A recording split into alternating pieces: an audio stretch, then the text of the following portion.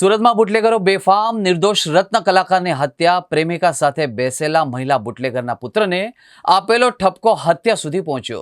કુખ્યાત રામુ સહિત 10ની ધરપકડ। હાલ તો તમામ 10 આરોપીની ધરપકડ કરીને ઉત્તરાયણ પોલીસ દ્વારા વધુ તપાસ હાથ ધરવામાં આવી છે। સુરત જિલ્લાના કોસંબામાં બુટલેગરના આતંક બાદ સુરત શહેરના વેલંજામાં બુટલેગરનો આતંક જોવા મળ્યો હતો।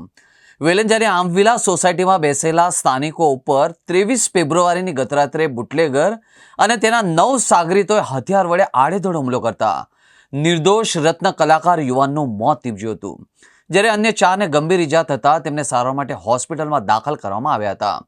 હત્યાનો ગુનો નોંધી ઉત્તરાયણ પોલીસે ગણતરીના જ કલાકોમાં બુટલેગર અને તેના 9 સાગરીતોને ઝડપી પાડ્યા હતા।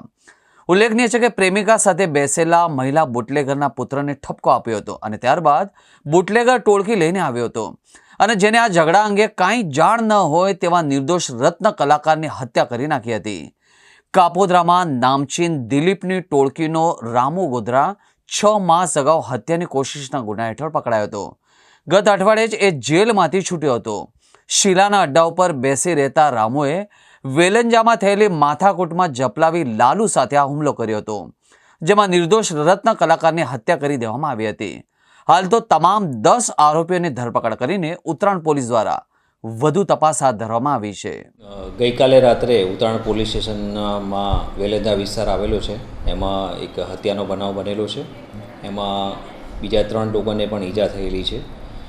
બનાવ બાબતે તપાસ કરતાં એવી હકીકત જણાવેલી છે કે જે ફરિયાદી પાર્ટી છે એમાંથી ગઈકાલે સાંજે એ લોકોને આરોપી જે રામુ ગોધર અને બીજા માણસો છે એમાંથી 2 જણ સાથે બોલાચાલી થયેલી અને એ બોલાચાલી અનુસંધાને આરોપી છે એ બીજા 10 માણસો લઈ અને વેલંજા ખાતે આવેલા અને જે ફરિયાદી છે એના ભાઈ અને બીજા એના મિત્રો છે એ લોકો બેસેલા હતા, ત્યાં આવી અને છરી અને બીજા હથિયાર વડે ઈજા કરેલી, જેમાં ફરિયાદીના ભાઈનું મોત નીપજેલું છે।